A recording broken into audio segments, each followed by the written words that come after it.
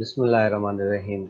I once again welcome all of you to the new era of learning, that is preparation for PST, JEST, or some commissions. So, this is a series of lectures, and it is the third day today.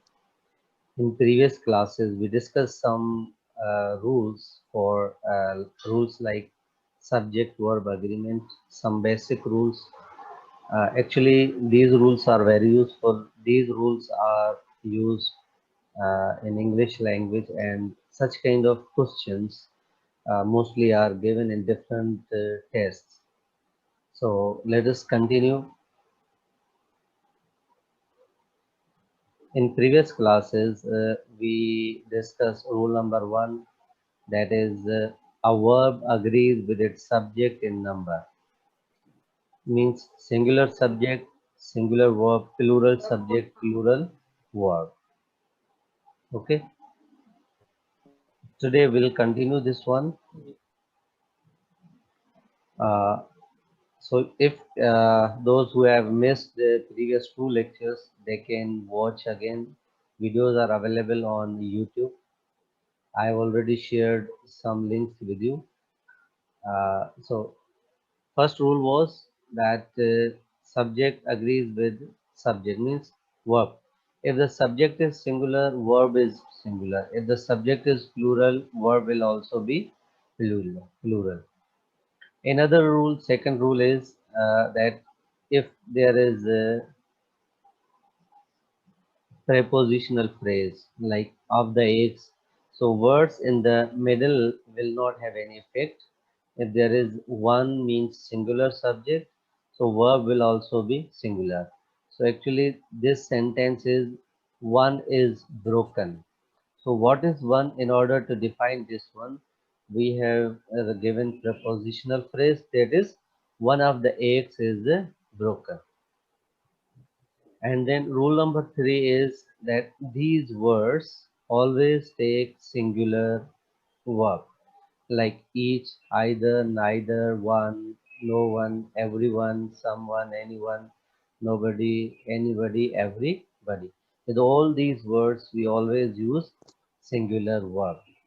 And then there are four words like more, some, any, all, and most.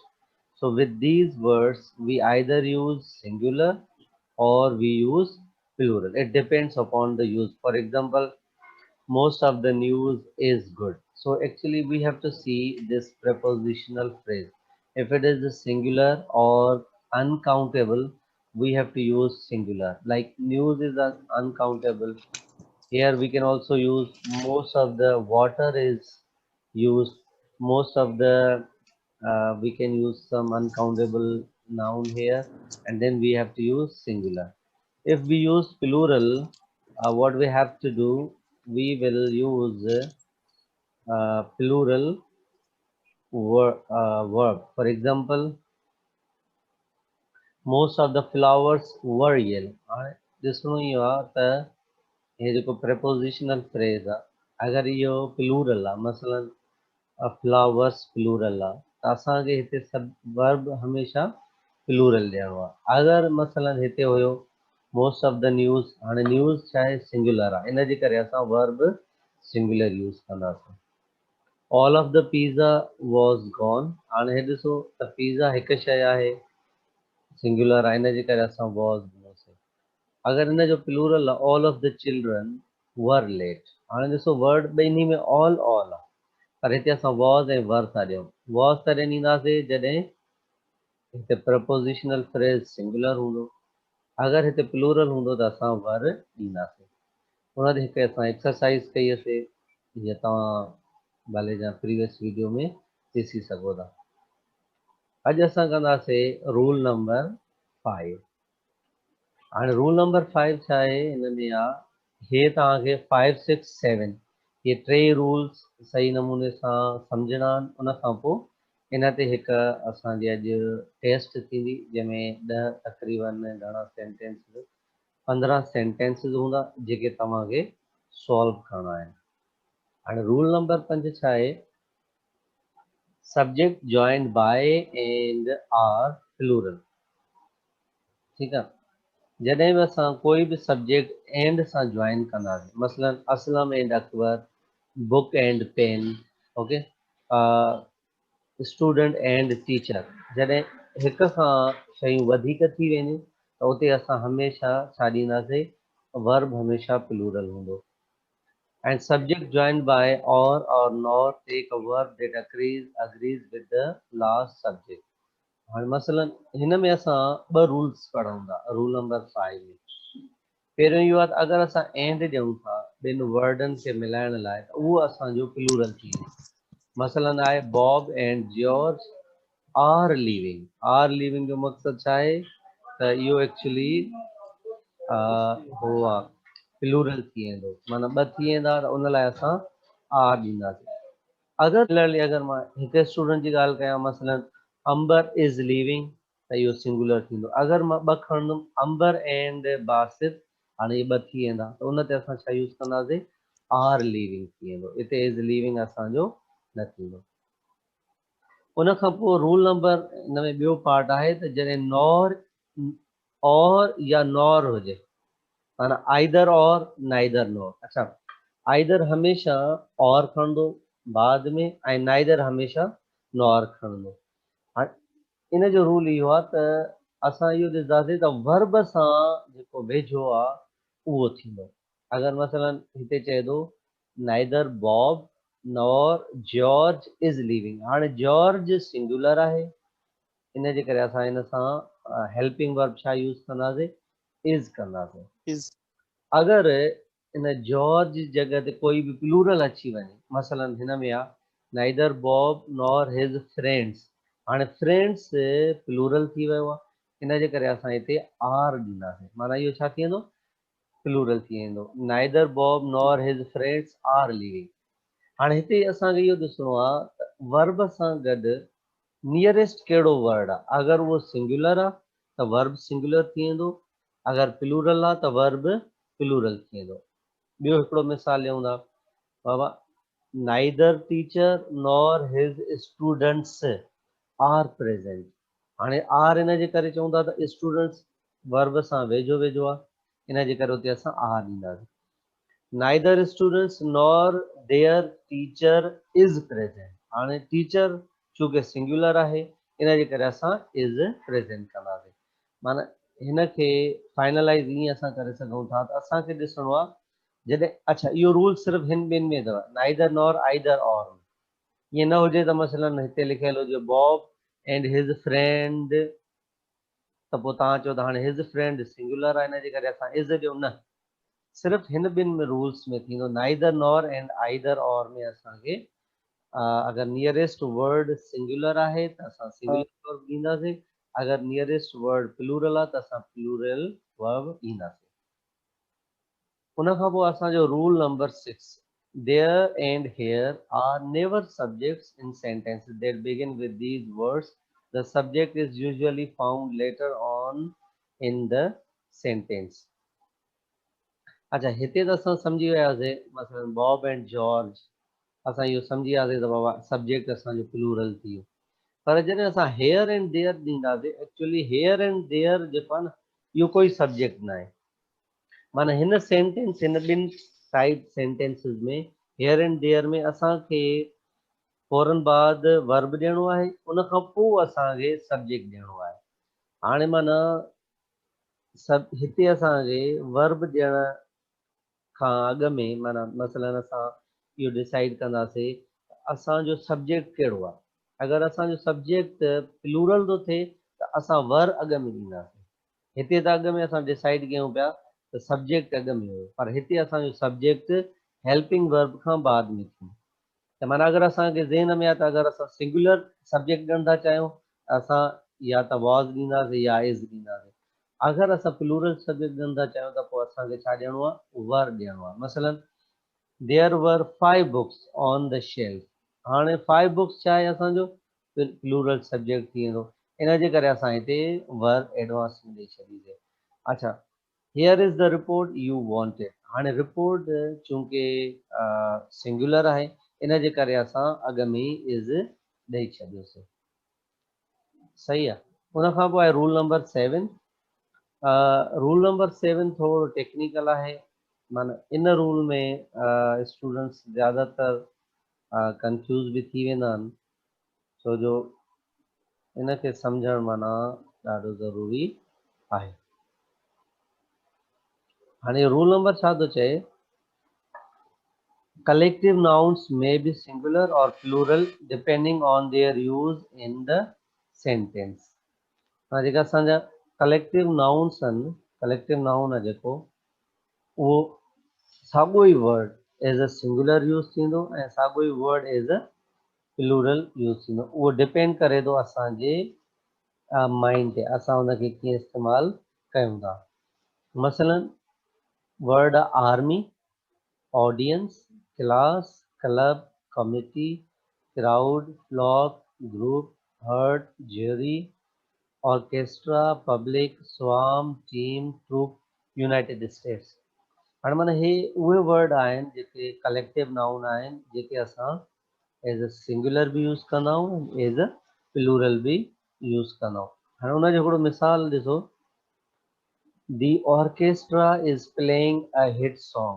हाणे orchestra is considered as one unit singular, माना जॾहिं असां हिननि खे as a one unit as a जेको collective use कंदासीं त उहो असांजो सिंगुलर थी वेंदो, माना असांखे उन ते इज़ ॾियणी आहे। हिन जो मक़सदु छा थींदो, the orchestra is playing a hit song, माना ऑर्केस्ट्रा छा आहे, हिकु ईअं सम्झो हिकु बैंड आहे, हिकु group of people, it's a group of people who are who are like a band and they are working for singing purpose। त हाणे छा थींदो, ऑर्केस्ट्रा माना कलेक्टिवली सॼा जेके हुन जा मेंबर आहिनि, दे मीन्स पोइ छा थींदो, is playing a hit song, माना असां हिते कलेक्टिव यूज़ कयोसीं, इन जे करे असां सिंगुलर ॾींदासीं। अगरि इन ऑर्केस्ट्रा जा जेके मेंबर आहिनि उन लाइ असां इंडिविजुअल ॻाल्हि कयूं, माना सेपरेट हर हिक जो अलहदा ज़िक्र कयूं, त छा थी वेंदो, the orchestra were asked to give their musical background, माना द ऑर्केस्ट्रा वर आस्क्ड, माना हिते असां वर ॾिनोसीं, माना प्लूरल यूज़ कयोसीं, to give their musical background, माना उन में फॉर एग्जांपल 4-5 ॼणा कमु कनि था, उनखे इंडिविजुअल चयो वियो आहे, त बाबा तव्हां हाणे musical background, different musical background ॾियो, हिते उहो यूज़ थियो आहे एज अ प्लूरल। हाणे मसलन असां हिकिड़ो ॿियो मिसाल था वठूं टीम जो, चलो सिंपल एग्जांपल वठूं था टीम। टीम में छा हूंदो आहे, मसलन क्रिकेट टीम आहे। हाणे टीम अगरि असां उन क्रिकेट टीम में करंटली जेके गेम खेॾनि था उहे 11 ॼणा आहिनि, हिकु टीम 11 ॼणनि ते मुश्तमिल आहे। हाणे अगरि असां team age a singular use कंदासीं त असां चवंदासीं Pakistani team is working very hard, माना इज़ यूज़ कंदासीं, छो जो असां हिते कलेक्टिवली यूज़ कयोसीं। अगरि असां 11 ॼणा आहिनि ऐं उन्हनि खे असां डिफरेंट वेज़ सां खणूं था, ठीकु आहे, मसलन असां चऊं था त Pakistani team are fighting with one and other on small issues, त हीअर पाकिस्तानी टीम आर इन जे करे यूज़ कयोसीं त उहे जेके 11 ॼणा आहिनि उन हर हिक जे असां अलहदा ॻाल्हि कईसीं, त इहो असांजो एज अ प्लूरल यूज़ थी वेंदो, उनखे असां माना कंदासीं। अच्छा टीम जेको आहे, अच्छा हिन वर्ड्स में असां एस मिलाए बि प्लूरल करे सघूं था। मसइला हाणे टीम आहे, हिकु टीम थी वई, हिकु पाकिस्तानी टीम आहे, हिकु इंडियन टीम आहे, हिकु ऑस्ट्रेलियन आहे, त टे जॾहिं थींदा त पोइ चवंदासीं टीम्स, एस मिलाईंदासीं। पर हिन में जेको आहे बग़ैर एस मिलाइण जे बि असां एज अ प्लूरल यूज़ करे सघूं था। मसइलन जीअं मां तव्हांखे एग्ज़ाम्पल ॾिनो त Pakistani team are fighting on small issues with one another, माना टीम मेंबर्स आर, ज़रूर न आहे त वर्ड मेंबर्स यूज़ कयूं, पोइ बि इहो असांखे मीनिंग ॾींदो। मसलन ऑडियंस आहे, ऑडियंस में तव्हांजा जेके आहिनि ऑडियंस ॿुधण वारा, थी सघे थो 100 हुजे 200 हुजे, त अगर असां इंडिविजुअल ॻाल्हि कंदासीं त उहो प्लूरल ईंदो। मसलन audience are raising their hands for different questions. हाणे ऑडियंस में मसलन 10 ॼणा आहिनि, 12 13 ॼणा आहिनि, इंडिविजुअल उहे हैंड रेज़ कनि था क्वेश्चंस लाइ, त असां हुनखे प्लूरल यूज़ कंदासीं। अगर कलेक्टिवली यूज़ कंदासीं त असां सिंगुलर यूज़ कंदासीं। मसलन the audience is very active today, या the audience is listening patiently. त हिते छा थी वेंदो, असां कलेक्टिवली यूज़ कयूं था, ओवरऑल ॻाल्हि कयूं था। त हिन में हे जेके बि वर्ड्स ॿिया आहिनि, army, class, club, committee, crowd, flock, jury. हाणे ज्यूरी आहे, मसलन ज्यूरी में 5 मेंबर हूंदा आहिनि, 5 जजिस मिली करे हिकु ज्यूरी ठहंदी आहे। त पोइ असां हुनखे एज़ अ सिंगुलर बि यूज़ करे सघूं था, एज़ अ प्लूरल बि यूज़ करे सघूं था। मसलन the jury gave their different opinion. हाणे माना 5 मेंबर आहिनि, 5 डिफरेंट ओपिनियन ॾिना, ठीकु आहे, त एज़ अ प्लूरल थी वेंदो। द ज्यूरी हैज़ डिसाइडेड और the jury has given final decision. हाणे कलेक्टिवली जॾहिं थी वेंदो त पोइ असां हैज़ ॾींदासीं, माना सिंगुलर यूज़ कंदासीं, ठीकु आहे। हाणे अगरि इन 3 रूल्स सां रिलेटेड कंहिंखे बि कोई बि क्वेश्चन आहे, तव्हां क्वेश्चन्स करे सघो था। उन खां पोइ असां वरी एक्सरसाइज ॾे मूव कंदासीं। Any question? Okay, Sajad has joined our class. Yes. Question 9. अॻिते हलो, एक्सरसाइज ते हलो।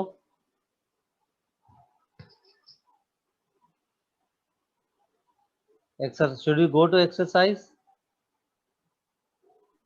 Yes, sir. Okay. While keeping those 3 rules in your mind, you have to solve this exercise, and for this you have 10 minutes. So, Abdul Basit, can you read first one?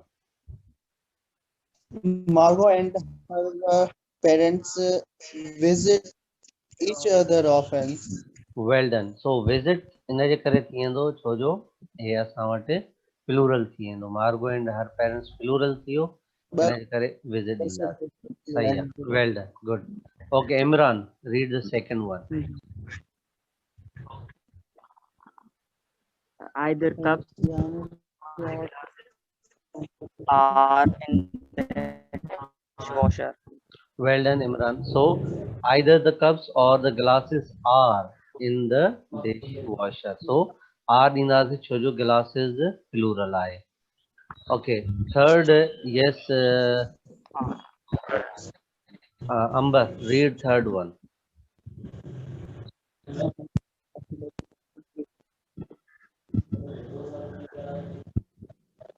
Amber. Vam and Fred needs a right to work.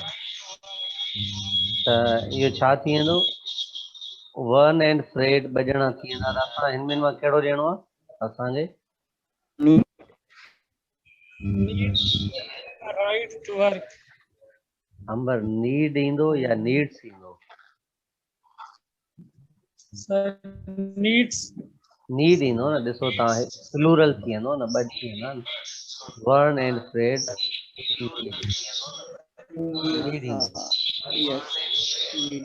हिकिड़ी शइ तव्हां ज़हन में रखो अंबर, त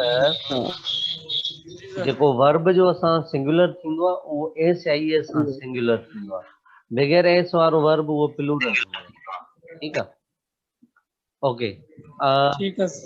ठीकु आहे। ॿियो केरु पढ़ंदो हाणे हे fourth one?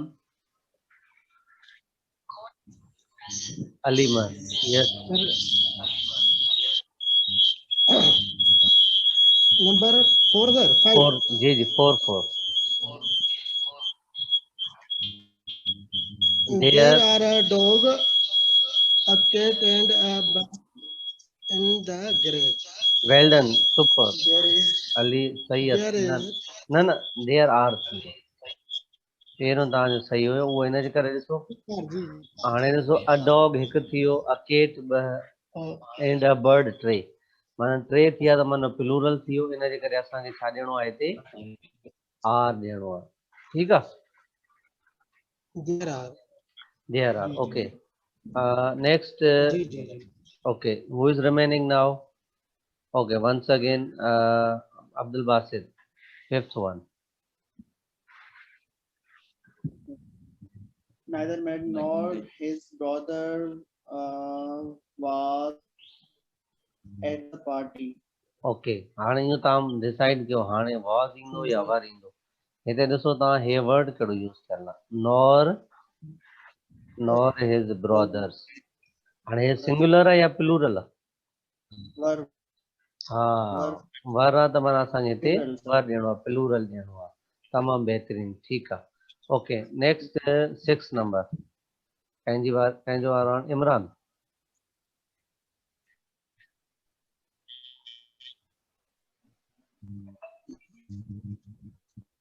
Imran, are you there? Imran disconnect थी वियो. ओके. अंबर तव्हां पढ़जो.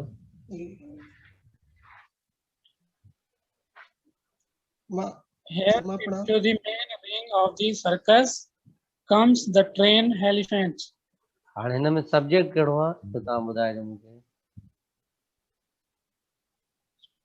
हाणे द ट्रेंड एलिफेंट्स सब्जेक्ट आहे. हाणे इहो छो जो हेॾे हेयर यूज़ थियल आहे, मां तव्हांखे ॿुधायो Yes, sir. त हेयर एंड देयर जो सब्जेक्ट हमेशह बाद में हूंदो आहे. हाणे ट्रेंड एलिफेंट्स इहो सिंगुलर आहे या प्लूरल आहे?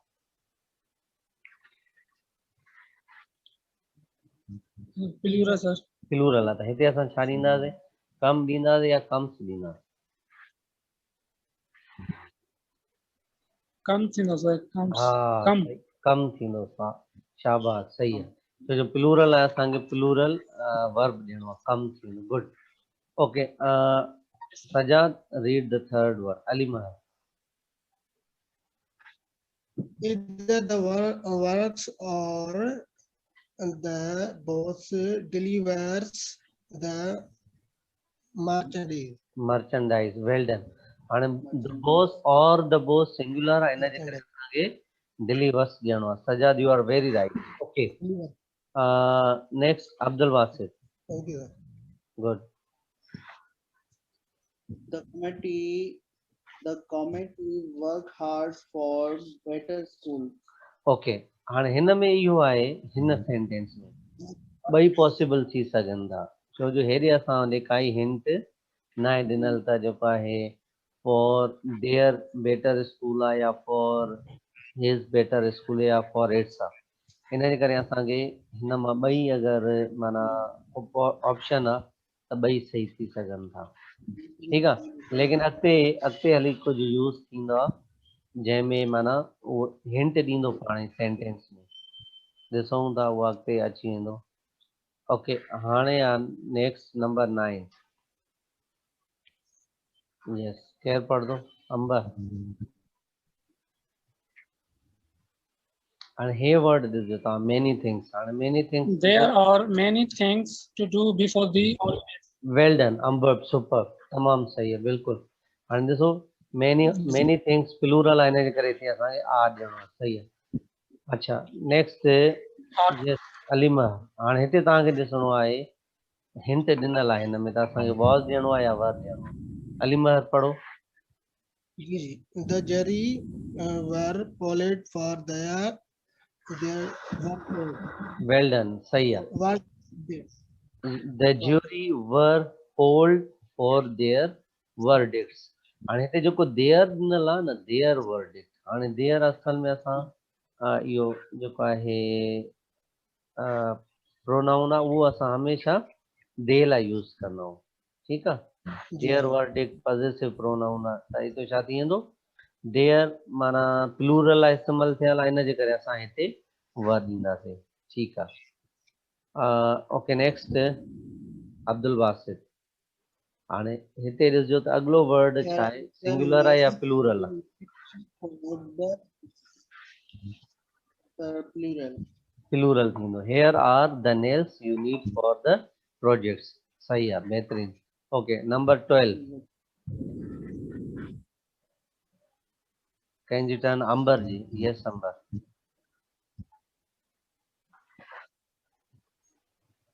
either Juicy or Ellen were here. हाणे और खां पोइ ॾिसो न तव्हां हे छा थो चए singular Either was here. हा छो जो एलन हिकिड़ो आहे न हिकु सिंगुलर आहे इन करे असां छा कंदासीं वॉज ईंदासीं आइदर जॉइस और एलन वॉज हेयर इहो तव्हां ॾिसो ज़हन में रखी छॾियो त वर्ड और खां पोइ सिंगुलर आहे या प्लूरल आहे ओके हाणे हिन में हिंट ॾिनल आहे तव्हांखे त असांखे इज़ ॾियणो आहे या आर ॾियणो आहे सेंटेंस पढ़ंदो केरु पढ़ंदो हाणे मां पढ़ा यस हा तव्हां पढ़ो The United States is a country of contrast. Contrast तमामु बहितरीन हाणे अ कंट्री ॾियूं था त माना हिकु मुल्क जी ॻाल्हि कयूं था इन करे हिते इज़ ॾियणो आहे असांखे बहितरीन बिल्कुलु Aleema you are right okay 14 Abdul Wasir A magazine and a book was lying on the floor. हाणे इहो मूंखे ॿुधायो त हे सिंगुलर थो थी वञे या प्लूरल Sorry. हा सही आहे Plural. A magazine and a book were lying on the floor हाणे वर इन करे ॾींदासीं छो जो हिकु मैगज़ीन ऐं हिकु बुक ॿ शयूं थी वियूं इन जे करे असां वर ॾींदासीं ओके लास्ट आहे ॾिसो हाणे लास्ट केरु थो पढ़े इहो